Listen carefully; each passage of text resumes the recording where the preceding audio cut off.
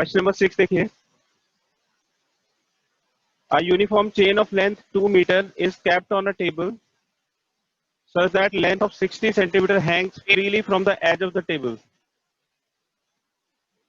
The total mass of the chain is 4 kg. What is the work done in pulling the entire chain on the table? देखिए, जैसे कोई suppose करिए कोई table है और table पे ये चेन है, इसका कुछ पार्ट टेबल के ऊपर है और कुछ पार्ट ये टेबल के साथ नीचे लटका हुआ है। टोटल लेंथ जो है वो 2 मीटर है और जो लटकी हुई लेंथ है ये 60 सेंटीमीटर यानी कि 0.6 मीटर है ना। तो टेबल से नीचे जो इसका जो पार्ट नीचे लटक रहा है उसका कितना वेट होगा पहले वो कैलकुलेट करिए।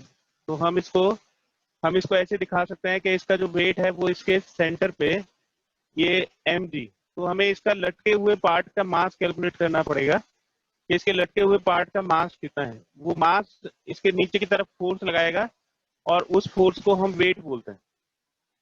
अब अगर आप इसको पुल करोगे तो वेट के अगेंस्ट वर्क करना पड़ेगा, है ना। इस वाले वेट के अगेंस्ट वर्क करना पड़ेगा। तो ये जो सेंटर ऑफ ग्रेविटी है ये कितना ऊपर चला जाएगा। जब टेबल ऊपर हो जाएगी, जब ये पूरी की पूरी चेन ऊपर चली जाएगी, आपने इसको पुल कर दिया तो चेन ऊपर चली गई। तो इस चेन का जो सेंटर ऑफ ग्रेविटी है, जो ये लटका हुआ पार्ट था, वो कितना ऊपर चला जाएगा, कितनी वर्टिकल हाइट ट्रेवल करेगा। तो ये इसके मिड पॉइंट पे इसका सेंटर ऑफ ग्रेविटी होगा। तो ये कितनी हाइट ट्रेवल करेगा, 0.3 मीटर हाइट ट्रेवल करेगा। तो हमें इसका मास कैलकुलेट करना है कि कितना मास होगा। तो 2 मीटर में कितना मास है। अगर लेंथ 2 मीटर है तो मास है 4 kg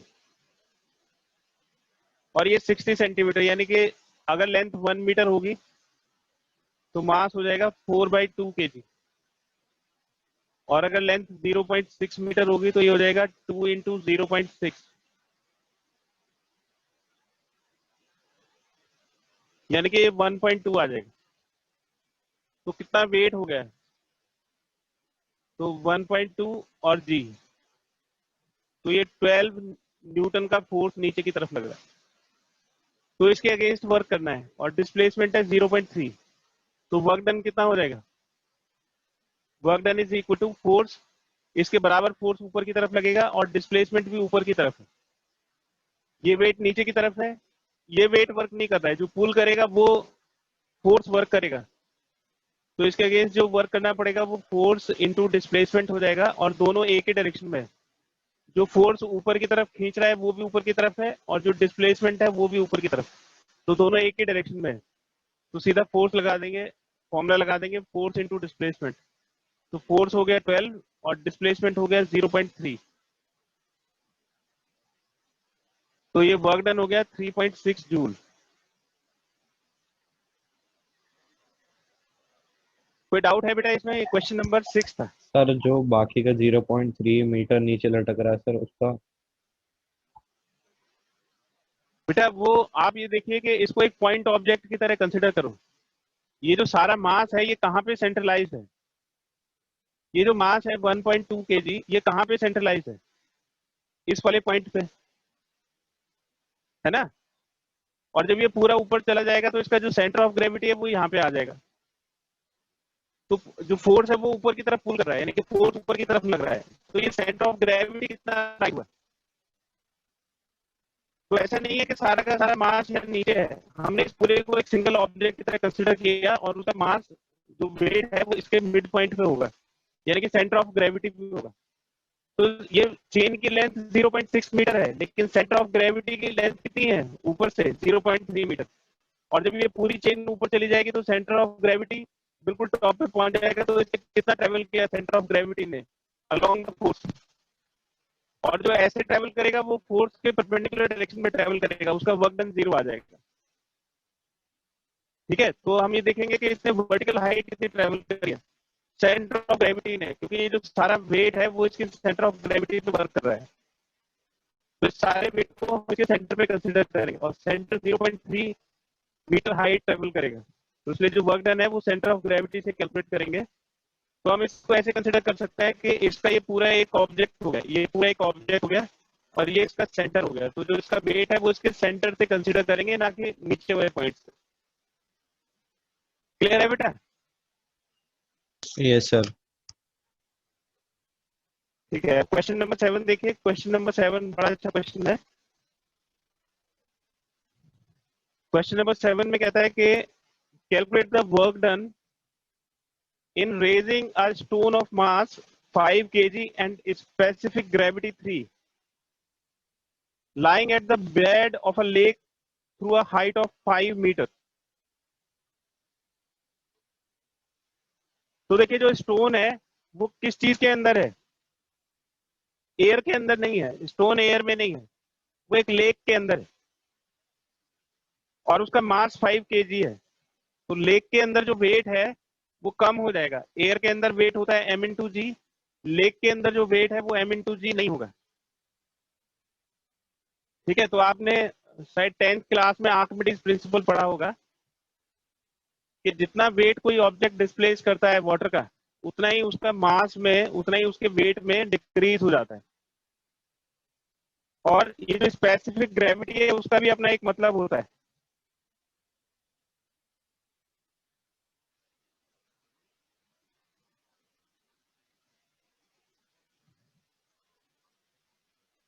स्पेसिफिक ग्रेविटी दिया हुआ है वाटर का, तो स्पेसिफिक ग्रेविटी ऑफ वाटर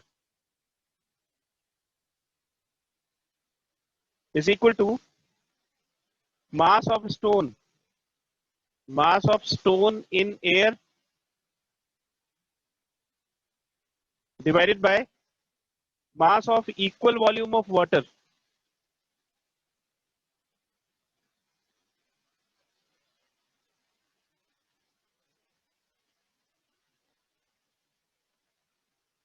तो जिसकी भी आपको स्पेसिफिक ग्रेविटी निकालनी है, तो जैसे स्पेसिफिक ग्रेविटी ऑफ वाटर निकालना है, 3 दिया हुआ है,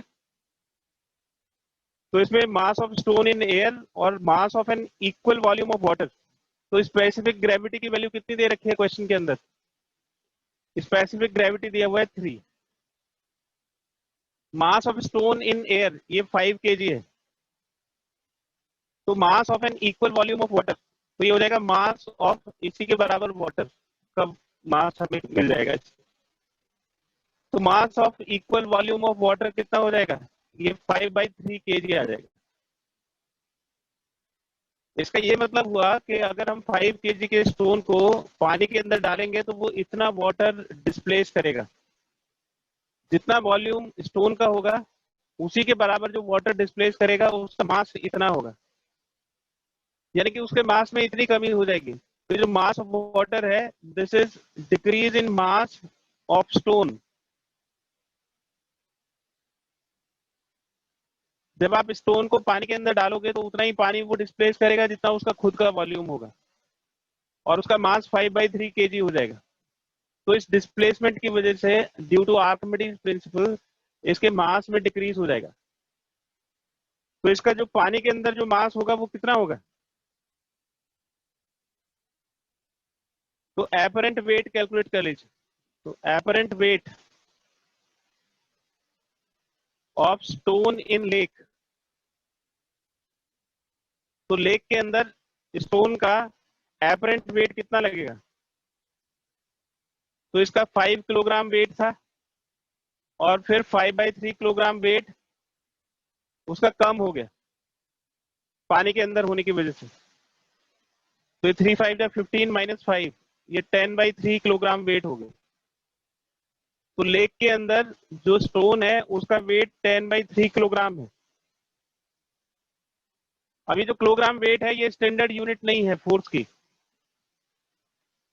तो पानी के अंदर जो ग्रेविटी उसको खींचेगी वो कितने न्यूटन से खींचेगी, इसको न्यूटन में चेंज कर दीजिए। तो 10/3 इंटू 9.8 न्यूटन। तो पानी के अंदर ग्रेविटी उसको इस वेट से नीचे की तरफ खींच रही है और हमें स्टोन को ऊपर तक लेके आना है। स्टोन की हाइट लेक के अंदर है 5 मीटर। तो ये सिचुएशन बनेगी, देखिए पानी के अंदर ये जो स्टोन है इसके ऊपर इतना वेट लग रहा है, ये वेट हो गया। वेट मतलब इतना फोर्स लग रहा है न्यूटन के अंदर, और हमें इसको ऊपर खींचना है। कितना ऊपर खींचना है? 5 मीटर ऊपर खींचना है। तो ये फोर्स हो गया, ये डिस्प्लेसमेंट हो गया। इसके अगेंस्ट आप इस पे ऊपर फोर्स लगाओगे, वो फोर्स 5 मीटर डिस्प्लेसमेंट करेगा। तो पहले जैसा ही क्वेश्चन है, बस इसमें एक आर्किमिडीज का प्रिंसिपल आ गया कि जब भी हम किसी ऑब्जेक्ट को पानी के अंदर डुबोते हैं तो वो अपने वॉल्यूम के बराबर पानी हटाता है। भाई अगर आप पत्थर को डालोगे तो पत्थर अपनी जगह बनाएगा, तो वहां से पानी को हटाएगा।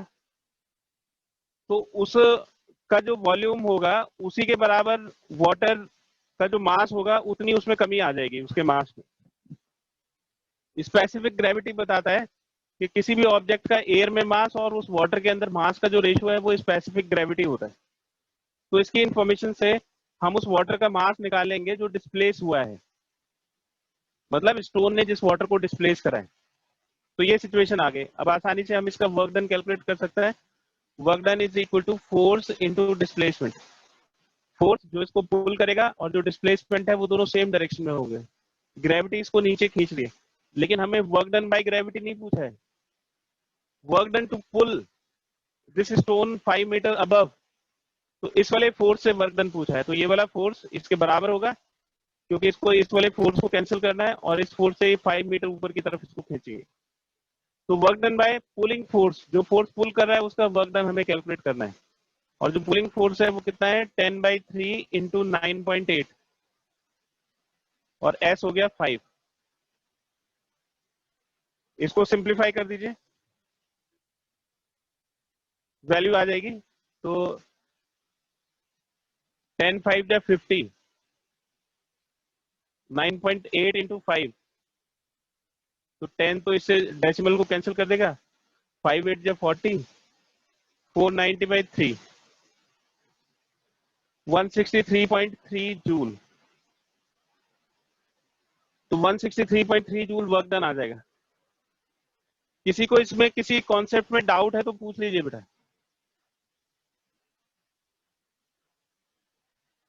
कोई कॉन्सेप्ट समझ में नहीं आ रहा है तो अच्छी तरह से इसको देखिए और बताइए अगर कोई प्रॉब्लम हो रही है तो।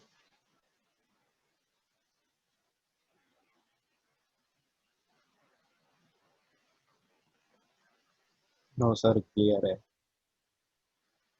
क्लियर है? स्पेसिफिक ग्रेविटी का फॉर्मूला बताइए एक बार जरा।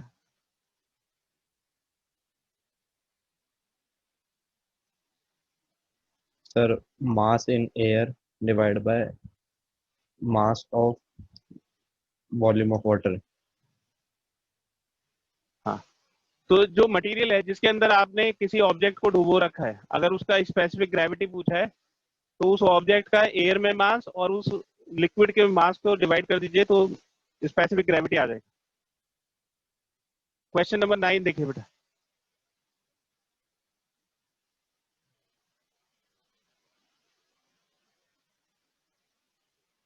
क्वेश्चन नंबर 9 है, a 2 kg particle starts at the origin and moves along the positive x axis. The net force acting on it measured at intervals of 1 minute, 27.9, 28.3, 30.9, 34, 34.5, कई सारे forces लगे हुए हैं।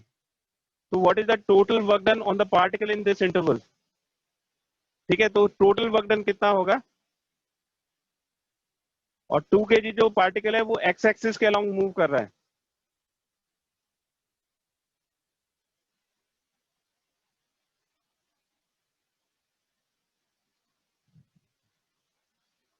तो जो फोर्सेस लग रहे हैं वो एक एक मिनट के इंटरवल पे लग रहे हैं। तो वर्क डन होता है फोर्स इंटू डिस्प्लेसमेंट।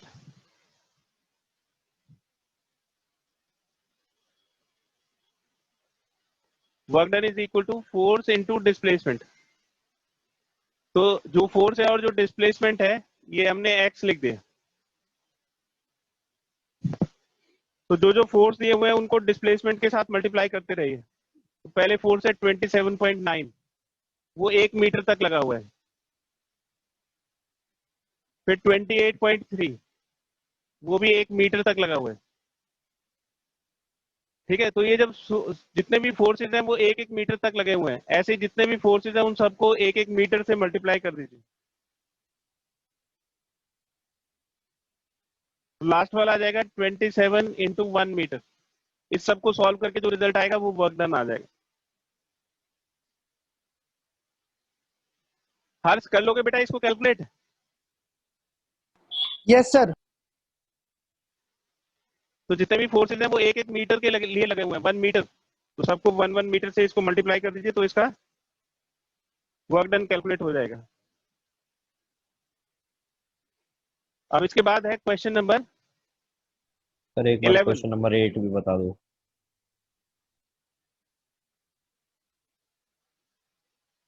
ठीक है, क्वेश्चन नंबर 8 देखिए बेटा। A cluster of clouds at a height of 1000 meter above the earth burst and enough rain fell to cover an area of 10 raised power 6 meter square with a depth of 2 centimeter. How much work would have done in raising water to the height of clouds? ये जैसे clouds हैं, है ना, अब बारिश हुई और ये जो पानी है वो नीचे भर गया। ठीक है, ये जो एरिया है वो 10 रेज़ पर 6 मीटर स्क्वायर है और कितनी हाइट तक ये पानी भर।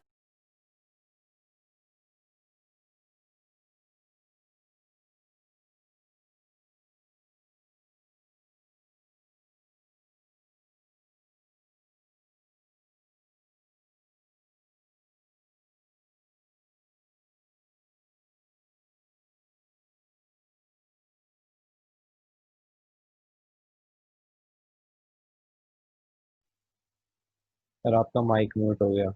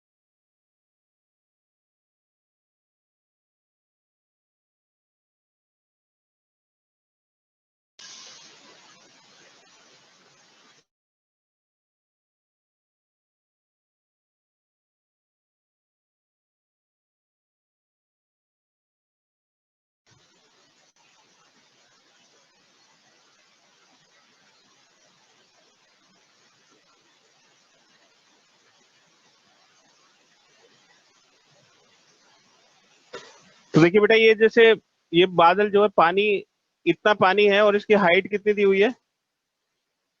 With a depth of 2 centimetre.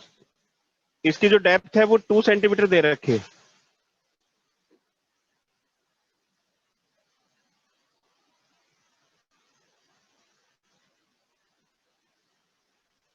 How much work done will have been done in raising water to the height of clouds? तो इसको क्लाउड्स की हाइट तक ले जाने में कितना वर्क करना पड़ा होगा? क्लाउड की हाइट जो है वो 1000 मीटर दी हुई है। ये सिचुएशन है। तो देखो, जितना पानी नीचे गिरा है उतना ही पानी ऊपर गया होगा। तो ये जो पानी है इसका वेट हमें कैलकुलेट करना है। तो इसका वेट होगा m/g।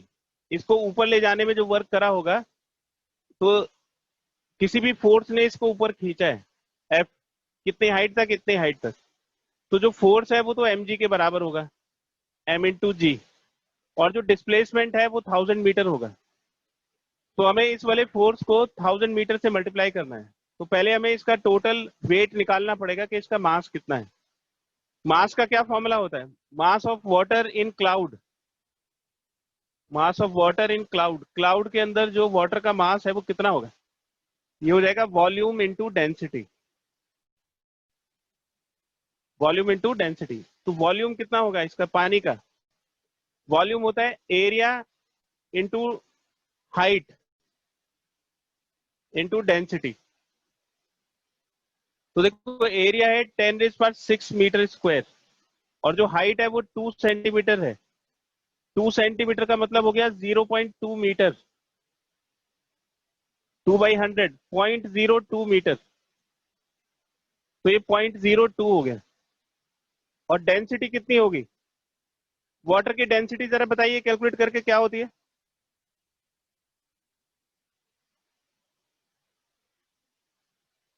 वाटर की डेंसिटी बोलो बेटा।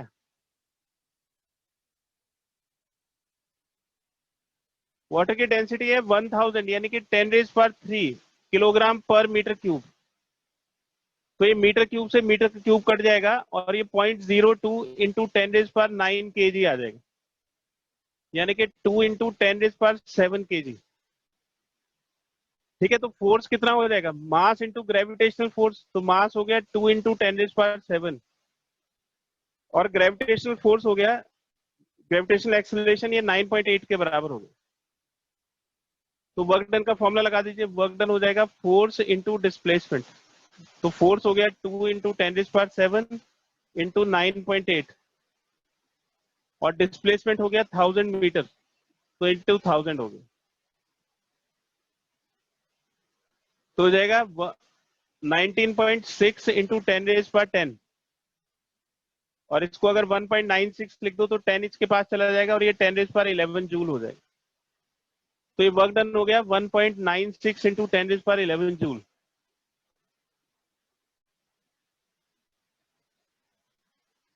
कोई डाउट है बेटा इसमें?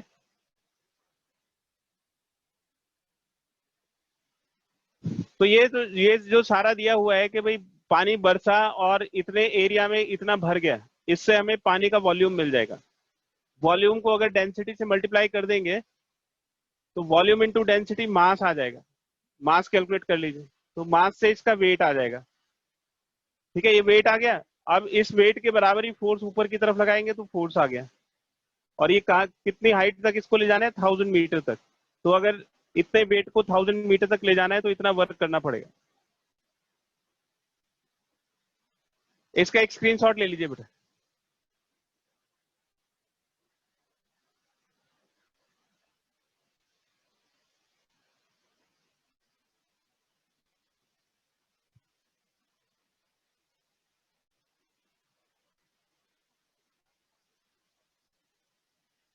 इसके बाद देखिए क्वेश्चन नंबर 11 है, a woman pushes a trunk on a railway platform which has a rough surface. She supplies a force of 100 Newton over a distance of 10 meters. Thereafter, she gets progressively tired and her applied force reduces linearly with a distance to 50 Newton. The total distance by which the trunk has been moved is 20 meters. Plot the force applied by the woman and the frictional force which is 50 Newton. तो पहले तो force का graph बनाना है with respect to distance. Calculate the work done by the two forces over 20 metre, और दोनों तरह के जो फोर्सेज हैं उसने 20 मीटर तक कितना वर्क किया वो कैलकुलेट करना है।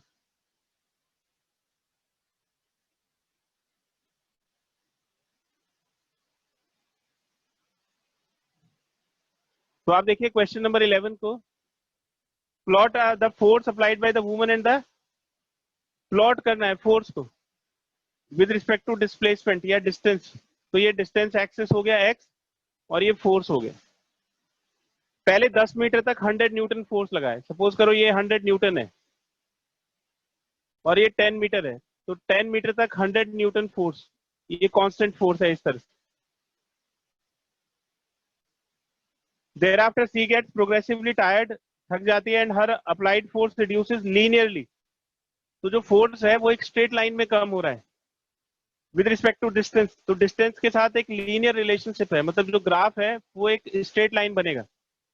और 20 मीटर चलने के बाद जो उसका फोर्स है वो कितना हो जाता है, 50 न्यूटन हो जाता है। तो ये 50 न्यूटन हो गया, ये फोर्स की फाइनल वैल्यू हो गई 50 न्यूटन। तो जो फोर्स है वो प्रोग्रेसिवली रिड्यूस हो रहा है 50 न्यूटन तक। और कहता है कि एक फ्रिक्शन का फोर्स भी लग रहा है। तो फ्रिक्शन का फोर्स किस तरफ लगेगा, डिस्प्लेसमेंट या उसके ऑपोजिट डायरेक्शन में लगेगा?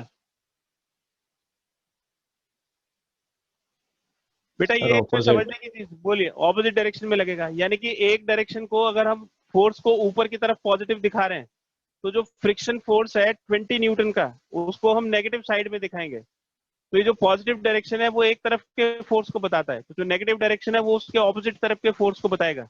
तो फ्रिक्शन को हम वाई एक्सिस की नेगेटिव साइड में बनाएंगे, और ये जो फ्रिक्शन है ये कितना है?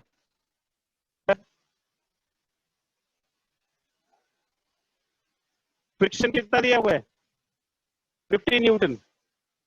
तो ये जो 50 न्यूटन का फ्रिक्शन है ये -50 आएगा नीचे की तरफ, और ये पूरे 20 मीटर तक लगेगा।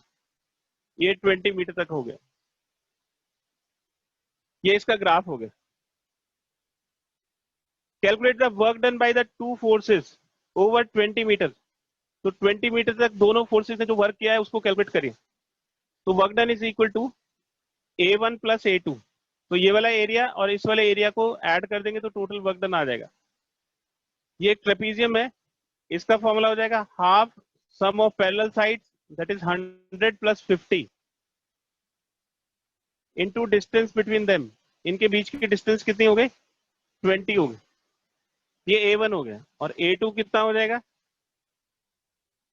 A2 ये -50 और ये 20, तो ये -50 + 20 हो गया।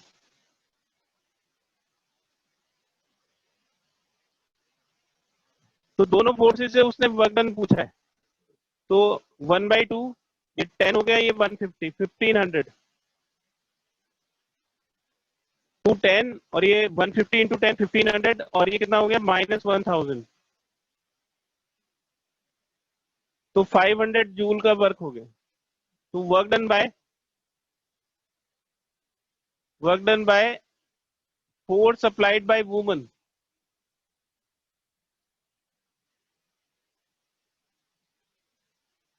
ये वाला पार्ट हो गया half into 100 + 50 sir area of into trapezium में 20। हाइट 20 कैसे है सर? कितनी आएगी?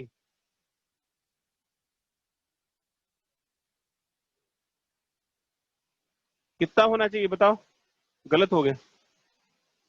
पैरेलल साइड्स कितनी होंगी?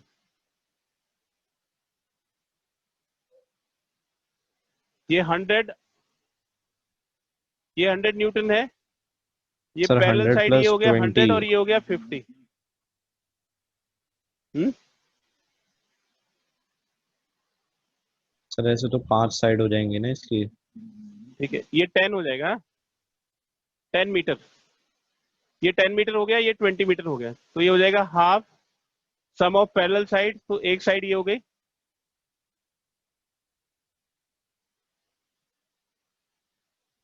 सर ऐसे तो इसमें 5 साइड हो हाँ, रही हैं। ट्रेपीजियम है ही नहीं है, इसको आपको ऐसे दो पार्ट में डिवाइड करना पड़ेगा। तो कितना आ जाएगा टोटल एरिया? इसका रेक्टेंगल का एरिया निकाल लीजिए। तो ये 10 मीटर हो गया और ये 100 हो गया, तो हो जाएगा 100 × 10। ठीक है, और ये ट्रेपीजियम हो गया, तो ट्रेपीजियम हो जाएगा हाफ ये 100, ये 50, और इनके बीच की जो डिस्टेंस है ये डिस्टेंस हो जाएगा 10। तो ये हो जाएगा 1000 प्लस 1500 डिवाइड इंटू 5, 150 इंटू 5 750। तो 1750 जूल। ये तो वर्क डन बाय फोर्स हो गया। अब work done by friction calculate करिए कितना होगा। Work done by friction is equal to,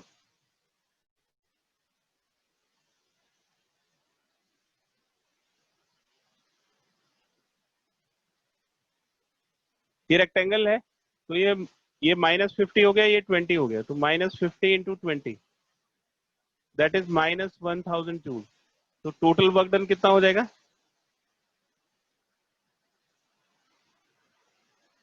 1750 plus -1000, और ये हो गया 750 जूल।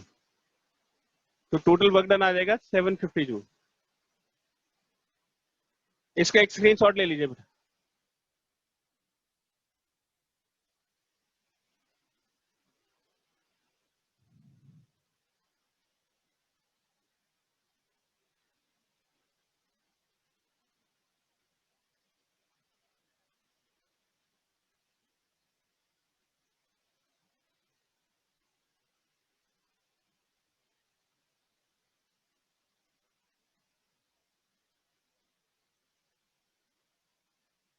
इसके बाद देखिए 12th क्वेश्चन।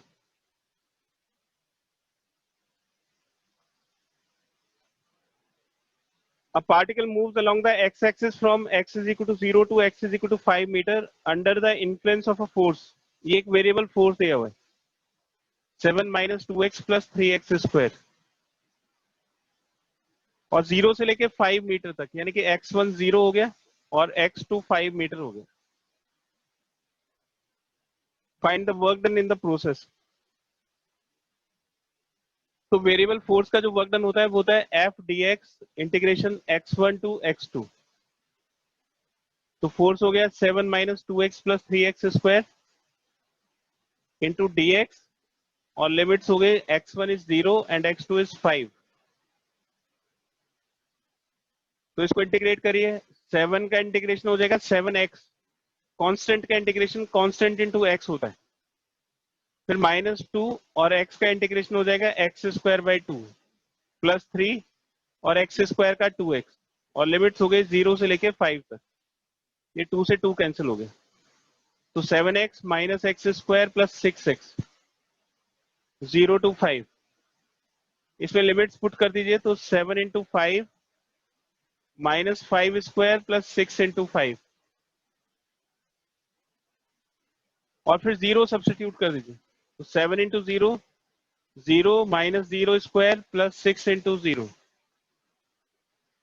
35 माइनस 25 प्लस 30 और ये सब 0 हो गए, तो 35 प्लस 30 65।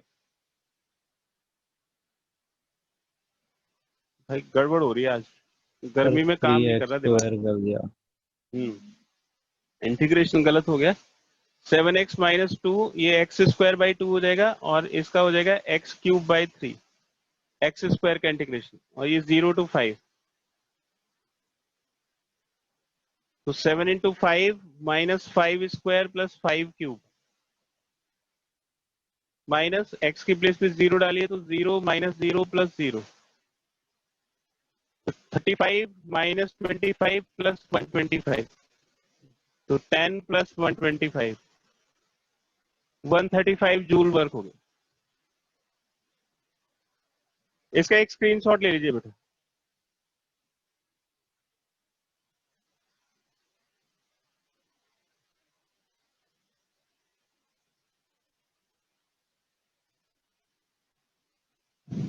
क्वेश्चन नंबर 5 आप सबको समझ में आ गया?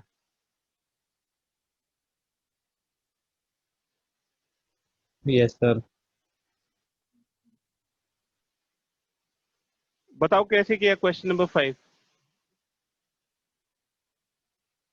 सर डिस्प्लेसमेंट ले ली, जीरो कोऑर्डिनेट 0 0 से लेकर ए तक, और एक्स वाले का हाँ 0 से ए तक डिफरेंशिएशन किया, और वाई वाले का भी 0 से लेकर ए तक डिफरेंशिएशन किया, और दोनों को ऐड तो करना ही था।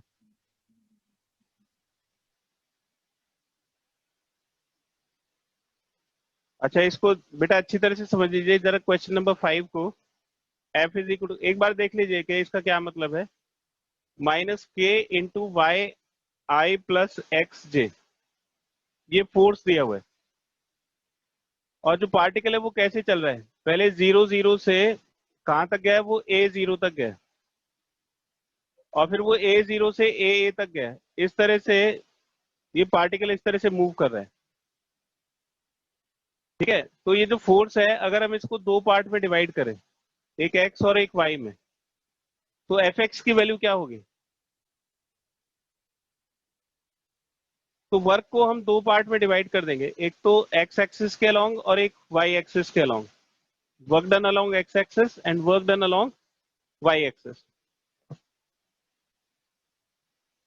ठीक है, तो एक्स एक्सिस के अलोंग जब वर्क डन होगा तो ये f x into d x, x one से लेके एक्स टू तक, और वाई एक्सिस के अलोंग वर्क डन होगा तो हो जाएगा f y into d y, और ये वाई वन से लेके वाई टू तक। ठीक है, तो एफ एक्स की वैल्यू देखिए जरा, एफ एक्स कितना होगा। यहाँ पे एक्स वन 0 है और यहाँ पे जो एक्स टू है वो ए है।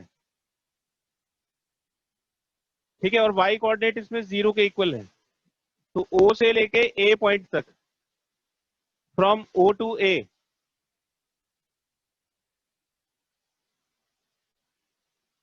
एफ एक्स की वैल्यू क्या होगी? ओ से लेके ए तक एफ एक्स की वैल्यू बताइए बेटा, एफ एक्स की वैल्यू क्या होगी?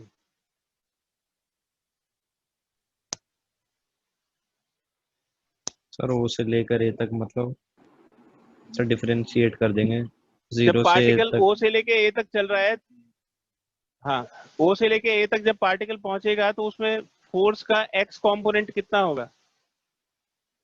तो इसको कंपेयर करिए, आई का कोफिशिएंट ये माइनस के वाई के इक्वल हो गया, तो फोर्स हो गया माइनस के वाई के इक्वल। अभी जो फोर्स है एफ एक्स, ये कांस्टेंट है या वेरिएबल है? Sir variable.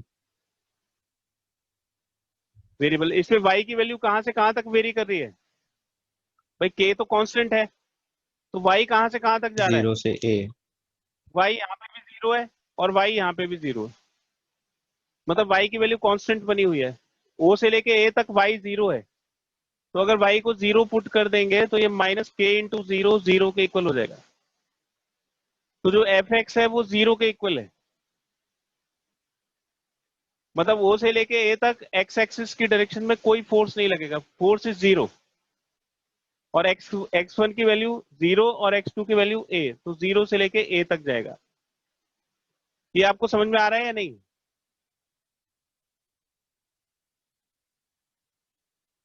Sir work done इसमें तो कोई डाउट है फोर्स बेटा इनटू किसी को? डिस्प्लेसमेंट रहता है, तो हम डिस्प्लेसमेंट 0 हाँ, 0 से लेकर ए तक रहेंगे ना। मैंने आपको बताया था कि जब आप जीरो जीरो से लेके ए तक लोगे तो उसमें किसके रिस्पेक्ट में इंटीग्रेट करोगे?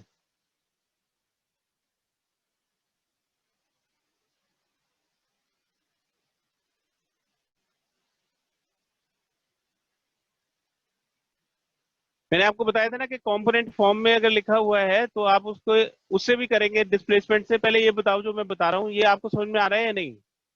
एफ एक्स की वैल्यू जीरो आएगी या नहीं? यस सर, ये तो आएगी। तो डिस्प्लेसमेंट एक्स एक्सिस के अलोंग हो रहा है, तो फोर्स का कंपोनेंट भी हम एक्स एक्सिस के अलोंग लेंगे, और एक्स एक्सिस के अलोंग वर्क डन कितना हो जाएगा? जीरो। अब वाई एक्सिस के अलोंग वर्क डन निकालिए, तो फ्रॉम ए टू बी, इस वाले पॉइंट को बी ले लीजिए, from A to B y component कितना होगा फोर्स का? ए से लेके बी तक वाई कंपोनेंट, तो वाई कंपोनेंट है a minus k x into j cap, minus k x. तो ये माइनस के एक्स हो गया वाई कंपोनेंट। और ए से लेके बी तक एक्स की वैल्यू कितनी है? ए से लेके बी तक, यहाँ पे भी ए है और यहाँ पे भी ए है, तो ए से लेके बी तक एक्स की वैल्यू ए है, यानी कि वाई कंपोनेंट हो गया माइनस के ए। तो वाई एक्सिस के अलोंग वर्क डन कितना हो जाएगा? वाई एक्सिस के अलोंग वर्क डन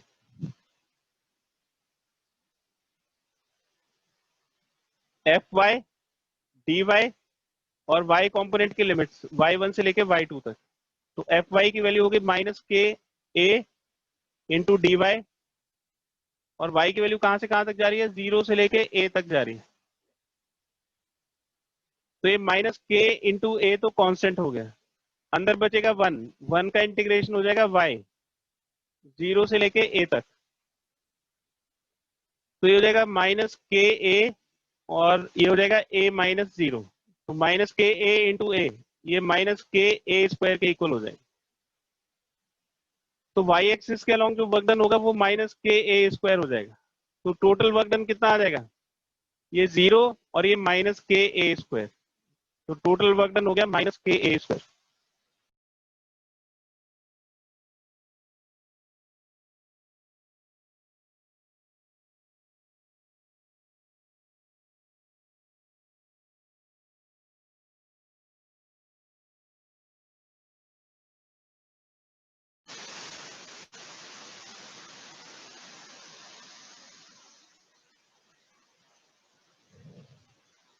हाँ बेटा संजय बताओ कैसे कैसे करेंगे अब इसको, इसका एक स्क्रीनशॉट ले लीजिए।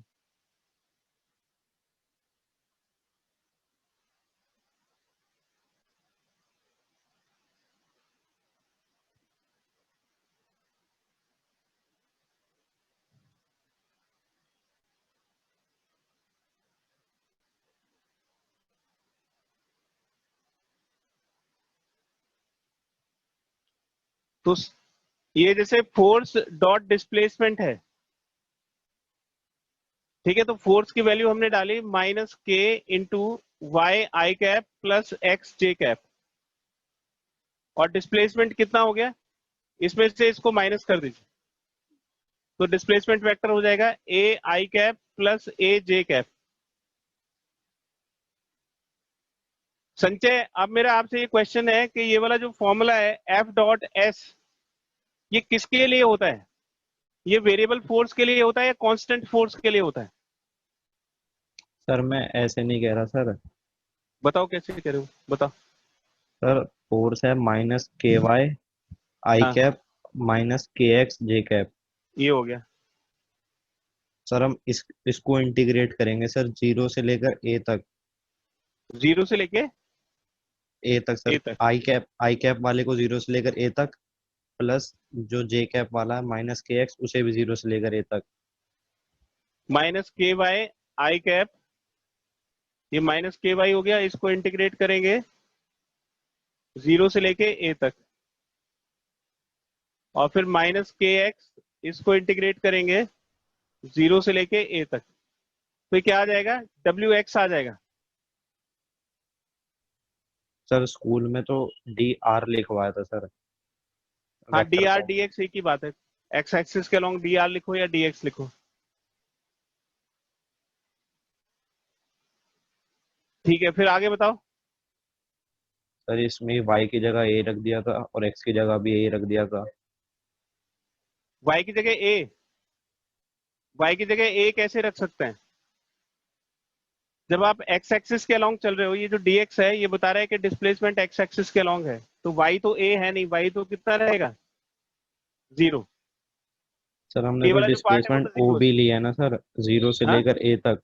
एक्स कोऑर्डिनेट के लिए सर हाँ डिस्प्लेसमेंट ओ भी है, जीरो से लेकर ए तक, तो इसलिए हम हाँ, वाई की तो जगह ए जीरो पुट से कर लेके सकते हैं ए, ना। जीरो से लेके ए तक जो वाई है उसको ए कैसे ले सकते हो, ये वेरिएबल नहीं है।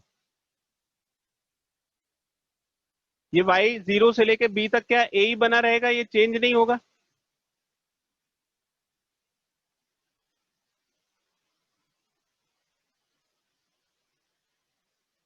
ठीक है, तो आप इसको ना ऐसे तिरछा नहीं चल सकते हो, आप इसको कर सकते हैं ऐसे भी, लेकिन उसके लिए फिर हमें और डिफरेंशिएशन पढ़ने की जरूरत है, जो हम ग्रेजुएशन में पढ़ेंगे 12th के बाद। अभी तो इसको ऐसे नहीं कर सकते कि हम तिरछा इसको मल्टीप्लाई करके और कर देंगे इस तरह से, दो वेरिएबल के रिस्पेक्ट में हम इंटीग्रेट नहीं कर सकते, तो हम कभी ऐसे तिरछा तो चल ही नहीं सकते। हम एक्स एक्सिस के अलॉन्ग चलेंगे और वाई एक्सिस के अलॉन्ग चलेंगे, ताकि एक कंपोनेंट कांस्टेंट बना रहे। अगर हम इस तरह से चलेंगे तो दोनों वेरिएबल होंगे, एक्स भी चेंज होगा और वाई भी चेंज होगा, तो एक्स और वाई दोनों वेरिएबल होंगे, ना तो हम एक्स की वैल्यू पुट कर पाएंगे ना वाई की वैल्यू पुट कर पाएंगे, और फिर वाई को एक्स के रिस्पेक्ट में इंटीग्रेट नहीं कर पाएंगे और एक्स को वाई के रिस्पेक्ट में इंटीग्रेट नहीं कर पाएंगे। कुछ आ रहा है समझ में संचय या नहीं? यस सर आ रहा है। ठीक है, तो आप इसको एक्स एक्सिस के अलॉन्ग अलग करोगे और वाई एक्सिस के अलॉन्ग अलग करोगे, तो अगर आप एक प्लेन में चल रहे हो तो जो टोटल वर्क डन है उसको ऐसे करिए, F x d x F y d y, और अगर स्पेस में है तो एफ जेड डी जेड। अब इसमें एक ही चीज वेरिएबल होगी, जब आप एक्स एक्सिस के अलॉन्ग चलोगे तो उसमें वाई और जेड कांस्टेंट रहेगा, तो आप वाई और जेड की वैल्यू पुट कर सकते हो। अगर ये एफ एक्स का एक्सप्रेशन में वाई जेड है तो उसमें y और z कांस्टेंट रहेगा, तो उसमें जो y की वैल्यू आएगी वो पुट कर सकते हो, जो z की वैल्यू आएगी वो पुट कर सकते हो, तो सिर्फ x का टर्म बचेगा, उसको आप x के रिस्पेक्ट में इंटीग्रेट कर सकते हो, और यहाँ पे x के लिमिट्स आएंगे, ये x1 और x2। ऐसे ही जब इसको करोगे तो जब y एक्सिस के अलॉन्ग चलोगे तो z कोऑर्डिनेट और x कोऑर्डिनेट जीरो रहेगा और सिर्फ y कोऑर्डिनेट चेंज होगा, और जब इसके अलॉन्ग चलोगे तो x और y कोऑर्डिनेट कांस्टेंट रहेंगे, सिर्फ z कोऑर्डिनेट चेंज होगा।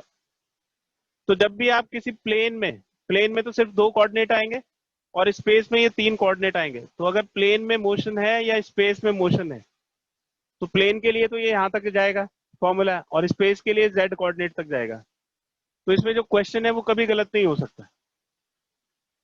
ऐसे भी होता है क्वेश्चन, लेकिन इस तरह से जैसे होता है क्वेश्चन उसमें डबल इंटीग्रल्स पढ़ोगे आप, और फिर स्पेस के लिए ट्रिपल इंटीग्रल्स पढ़ोगे, और तब हम इस क्वेश्चन को कर पाएंगे। अभी तक जो इंटीग्रेशन हमने पढ़ा है ऐसे उस क्वेश्चन को नहीं कर सकता। ठीक है, इसका एक स्क्रीनशॉट ले लीजिए बेटा।